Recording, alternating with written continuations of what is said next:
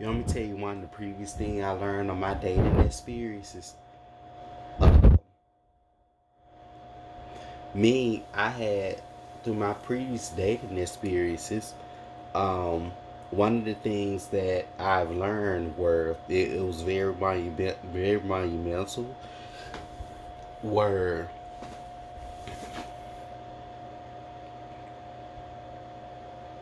how can I put this? I'm trying to see how can I word this. Well, on one of my dating experiences, I remember when I was dating this person, and this person was trying to be um I was getting to know this person actually. Just taking my time, being friends and getting to know this person. This was like the year before last. Um, and what ended up happening was that um, through that particular experience, um, I seen how that person was trying to be, someone who were like dominant, someone who was dominant and not only they were dominant, but they was projecting. Cause I remember I looked into that person. I remember when I looked into that person's chart. That I looked into that person's chart. That person let me look to that chart. I seen that I seen a couple astrological places that they had similar to me. Um, the Venus place were very similar, but still it will place in different houses and the Jupiter placement. But definite Venus placement stands out to me. One of the things that I seen there was that me personally, well, that person, and I observed through their dating experiences that that person were dominant. They were trying to be dominant. That they didn't mind taking the reins on things. And um, me personally, yeah, they didn't mind taking the reins on things, and I don't have no problem doing that within a relationship. Letting the person sometimes take the rein on things. Respecting their dominancy. But the thing is that I learned here was that that person, not only they were trying to be so dominant, but that person was also they were they're projecting their ideal image of which they were projecting their ideal image on to me. Not only how they see in terms of my individuality, now they were projecting their idea image on the terms of my individuality, but they was also projecting on maybe how the type of relationship that they wanted subconsciously, but they did not they it's like they weren't aware of it at the same time. It's like consciously maybe like they were being hopeless romantic. And so what ended up happening was that when I observed those things and I said then I was like no, no. So I said, okay, this person trying to suppress my own freedom and trying to suppress me on my own freedom and individuality, and they're trying to project their own idea image onto me, which they I have my Venus in Scorpio. They have their Venus in Scorpio. Scorpio's about projecting out, because Scorpios tend to do that as well. People with a lot of Scorpio in their chart, they can tend to do that as well, project their idea image of things out rather than seeing the reality of things and accepting it for what it is or compromising with it. Um, and being compassionate, understanding towards it, you know, um, and maybe even helping the person work on it. And so, or working through it with a person. So the thing I remember about with this person were being trying to be so dominant, and then they were projecting their own ideal image of a what a relationship is. So what happened was that of what they see, that what they feel to see their relationship should be, instead of accepting reality what is, and accepting the reality of about my own character, right?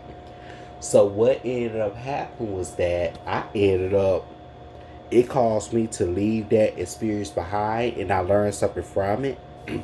And one of the things I learned from it was that, you know, consciously, I wanted someone who not only that could be submissive, but I can respect their dominance as well, of them taking on the reins sometimes and maintaining their independence. But I didn't want someone completely dominant. And more so in the past, I thought I wanted someone that was definitely dominant and I could respect, but it made me look back at me, and it mirrored back to me what I had to embrace, which were me, that I'm a completely dominant person, and I had to embrace that I'm a completely dominant person. And I need someone that's why I projected subconsciously, which caused me to leave that experience, because I don't like being controlled. I don't mind for criticism and constructive criticism. I'm always open to that. But I don't like to be controlled. I don't like to be completely dominated and controlled and told what to do. So that caused me to leave the situation behind, and it made me realize that the reason why it didn't work out, because when you look at it, two people try to be completely dominant, it wouldn't work. There'll be a power issue. It was like a reflection of me. And so I was like, hell, what if I would date a reflection of what if I date who I am, who I truly am, and truly work the time? The answer is no. The answer is no.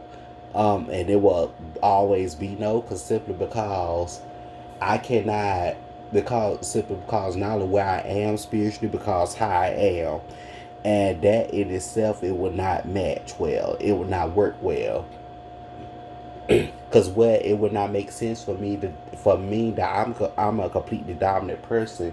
For what I learned from that experience, other experiences, that I'm a completely dominant person, and I'm dating myself, and then I'm seeing that person, a dominant person like me, a completely dominant person like me. It would not work. So with that being said, it taught me then. It was like, okay, you're a dominant person.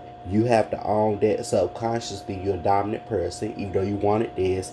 You have to own that within you, and you have to embrace that, and you have to initiate that. That's what it taught me.